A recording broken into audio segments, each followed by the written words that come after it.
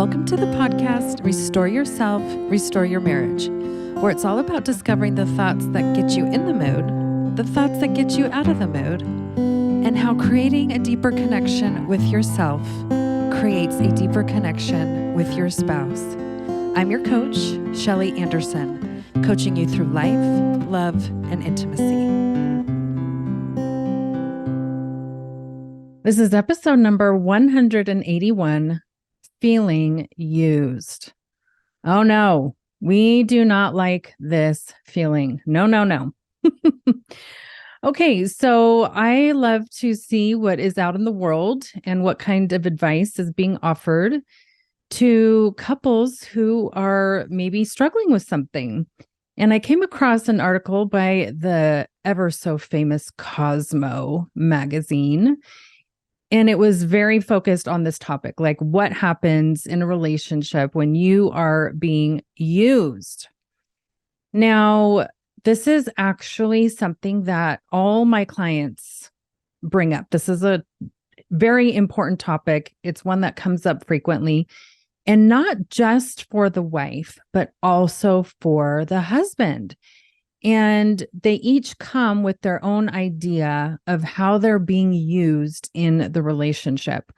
For most of the wives, they usually come with a thought in their mind that they are just the legal vagina and that they are being used only for sex in the relationship.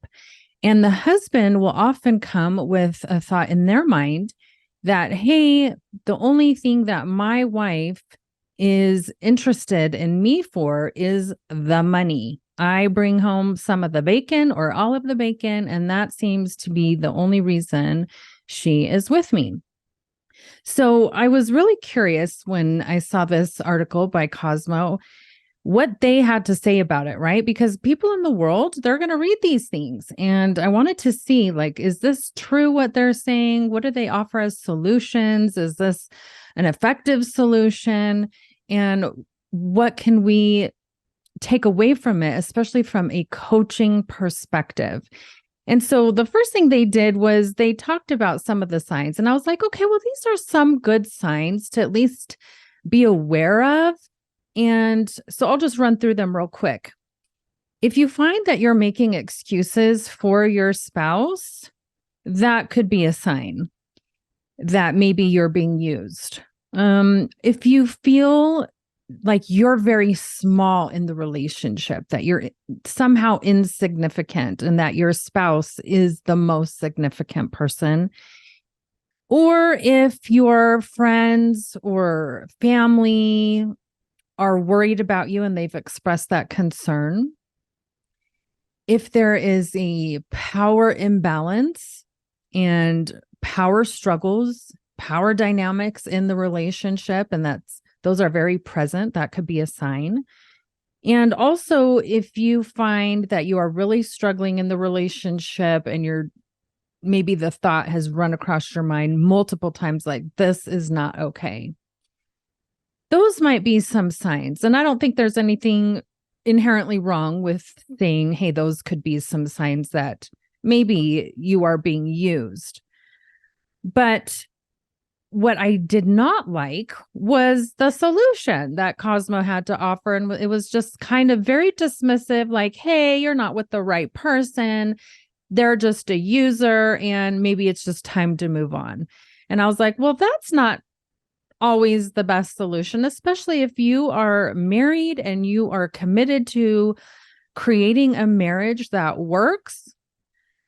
You're not just going to dismiss it and walk away because you feel used, when there are actually a lot of healthy options and multiple options of how you could approach this.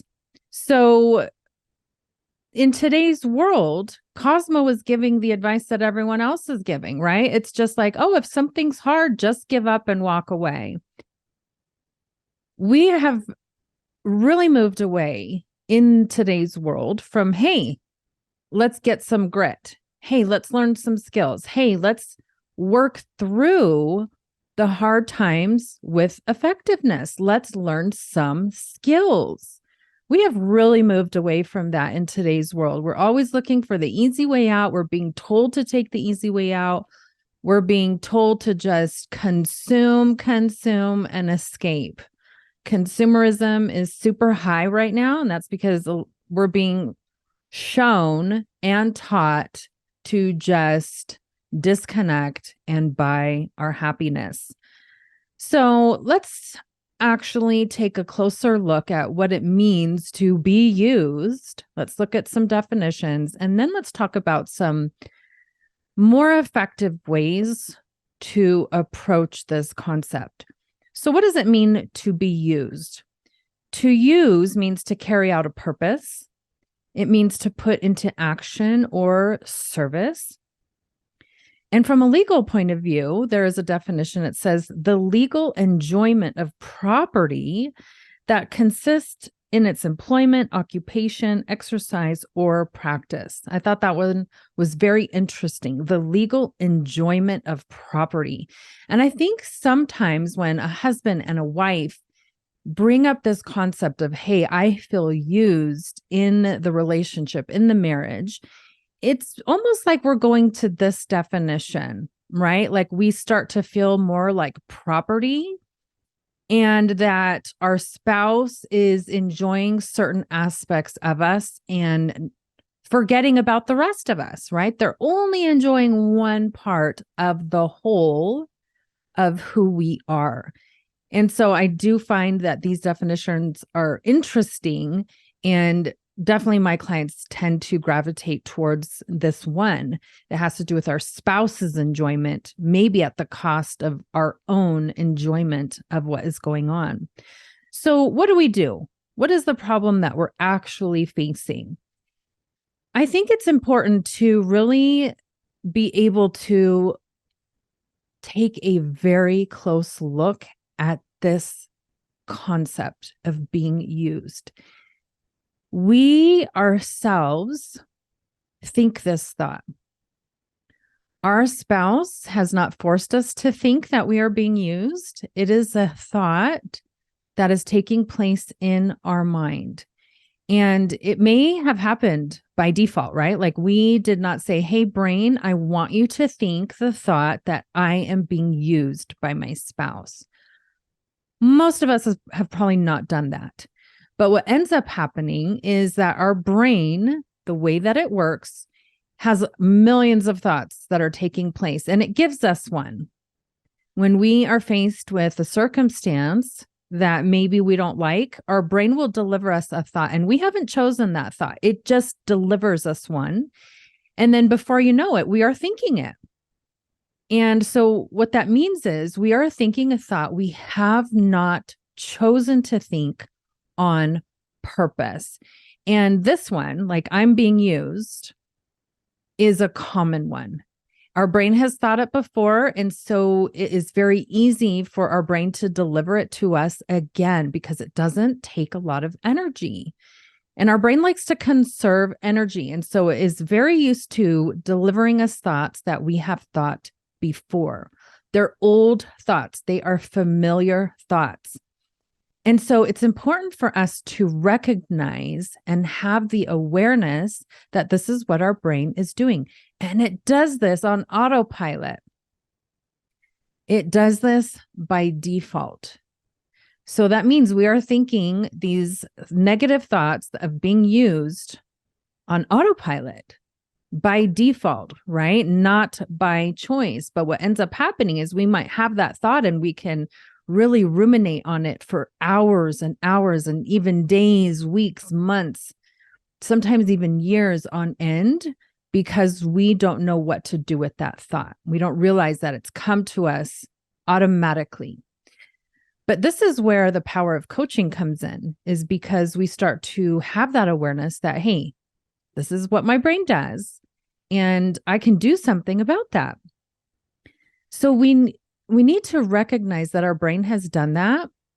And we need to take that thought that we are being used and really dive a little bit deeper and say, but what does that mean? What am I making it mean that I'm being used? And oftentimes it will come down to an even more personal level where we are really making it mean that we are only good for one thing. And a lot of times for women, that's going to be like, hey, I'm only good for sex. And for the husbands, a lot of times that they will make it mean, hey, I'm only good for money. So neither spouse is really going to enjoy thinking that thought, and they are not going to enjoy the feelings that come with it. And what we're going to do is blame our spouse and say, look what they're doing. They're using me. My spouse sucks. Right? So when we think I'm only good for one thing, we are discounting through our own thoughts all the other parts of ourselves. And we're making it mean that our spouse is doing that as well. We are making an assumption about our spouse that they only want us for one thing. They only love us. They are only with us for one thing only. This means that our self-esteem is probably going to be low. Our self-worth is going to be low. Our self-confidence. We are going to feel very crappy. And we will be blaming our spouse for it. So what do? We need to increase our awareness of what our brain is doing and say, oh, brain, I love you. You're trying so hard. You want me to be happy and you're trying to conserve energy. So you're just delivering this thought that I've thought before. I've had this thought before. And I see what you're doing and I appreciate your efforts, brain, but we're going to need to have a little bit of an intervention here. And we're going to need to think thoughts that we choose on purpose. Thoughts that are actually beneficial and serve ourselves, serve our spouse, serve the marriage, serve the intimate experience in a positive and beneficial way, not in these negative, destructive ways. So we really need to increase our own awareness of our thoughts and our thought process. This means that we need to accept that our brain is doing this, our own brain, and that our own brain is doing a lot of interpreting. Our own brain is making a lot of assumptions, and our own brain is giving a lot of meanings to things in ways that are not true, right? Most people do not have this level of awareness of what their own brain is doing. I wanted to share a quote by Aristotle that is very related to this. And it says, knowing yourself is the beginning of all wisdom. This is so true. But most of us don't think about knowing ourselves on the level of knowing our thoughts, the origin of our thoughts, the system of our thoughts, and how it relates and causes our feelings. Most of us do not know this, and we do not think of knowing ourselves on this type of level. But this is a super effective level to actually know ourselves. So when we have this awareness that Aristotle is talking about and being able to really start to develop a wisdom, then we can start to take a closer look at our thoughts and say, what do I want to do with these thoughts? How can I restore these negative thoughts into something that is way more beneficial? So let's do that. Okay, how do we do this? The first thing we're going to need to do is we're going to need to set some healthy boundaries for ourselves, not our spouse. If our spouse is physically abusing us, we probably are going to need to consider some real boundaries with our spouse. But most of the time, this is not taking place. Most of the time, we need to set boundaries for ourselves.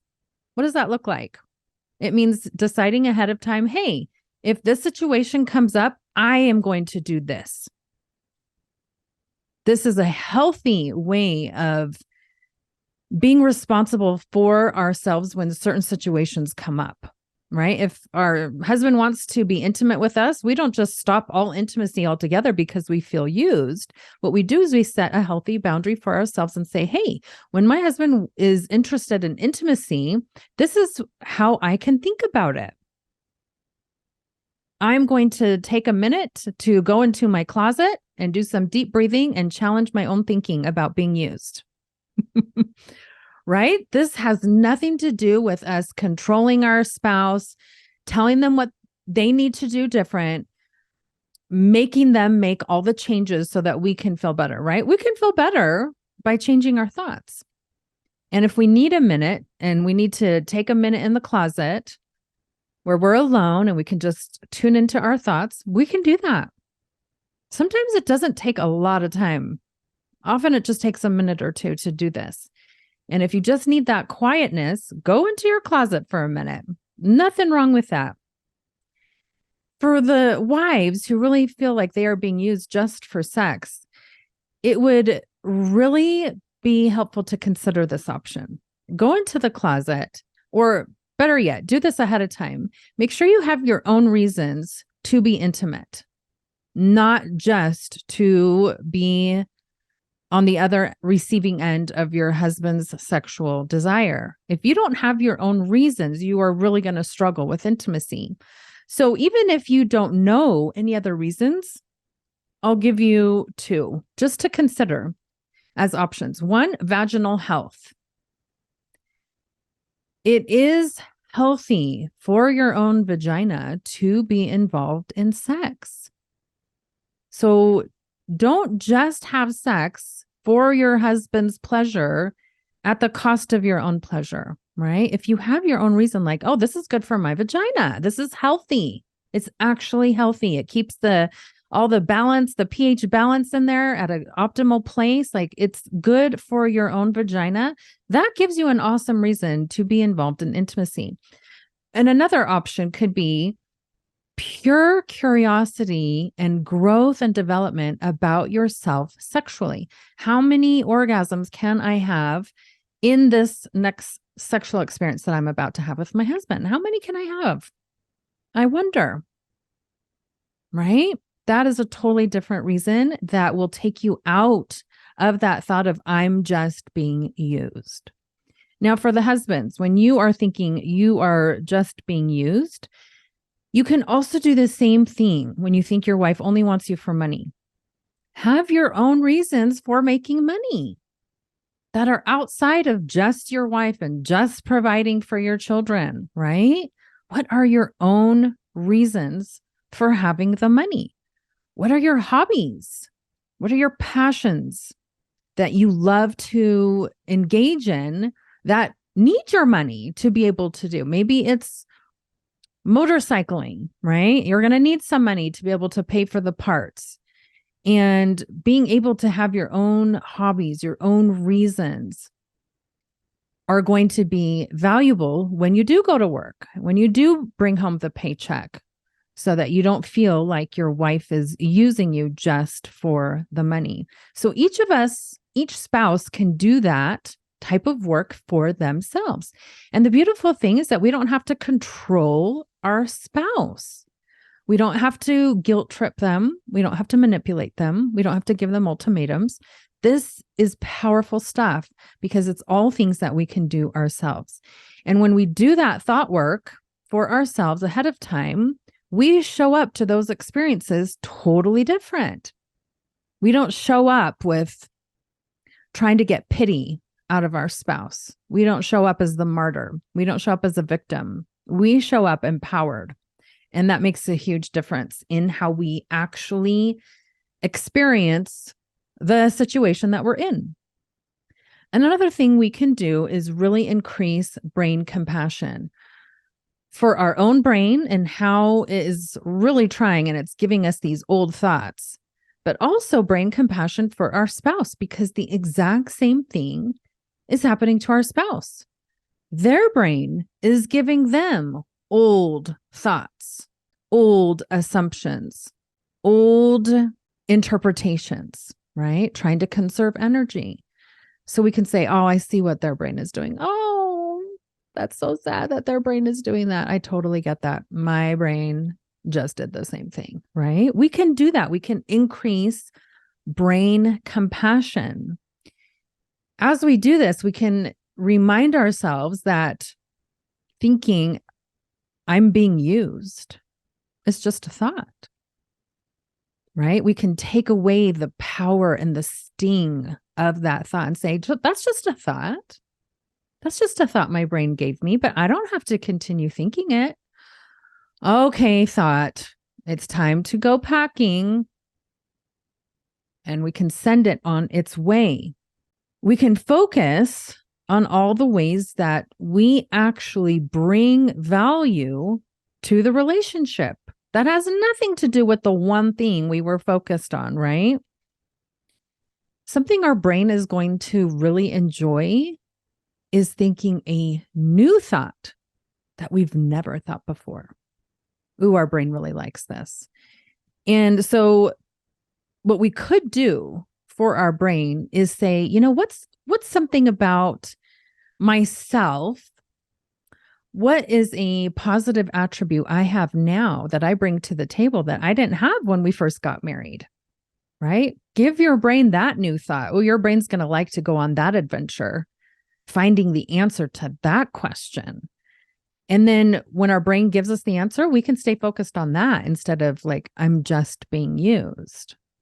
That is going to feel very different in our body in the exact same situation. That's powerful stuff. And the final thing that we can do is really give our spouse the benefit of the doubt. We are assuming that they only want us for one reason. But if we take some time to think about when we met our spouse, the things that we found endearing, the things that we found attractive about our spouse, think about when you were first dating and developing that relationship. It is highly likely that you developed a relationship based on things other than sex and money.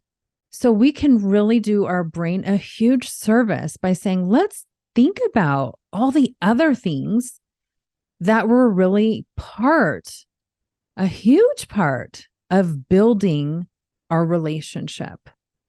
Let's reflect on those. Let's spend some time remembering all of those moments in the beginning of the relationship and when we were dating, how fun it was, how invigorating, how enlivening. Let's return to those beautiful qualities that we found in our spouse. Let's remember those. Let's look for those again today, now, in the present, instead of focusing on this concept of being used. And we can even take it one step further by saying, you know what?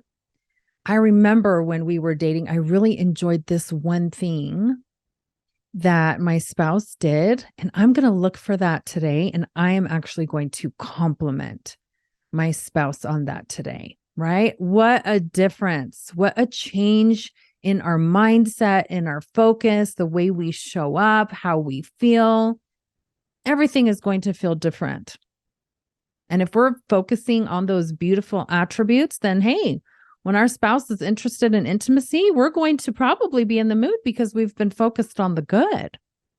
And we also have our own reasons for sex that we've decided on ahead of time in our mind. It's amazing. So this next week, see if you can put one of those 3 ideas into play and see if you can make that shift from this idea of being used. And let's send that negative thought packing. Because remember, the more you restore this type of intimacy with yourself, the more you restore it with your spouse. Thank you so much for listening today, and I hope you will join me again next week.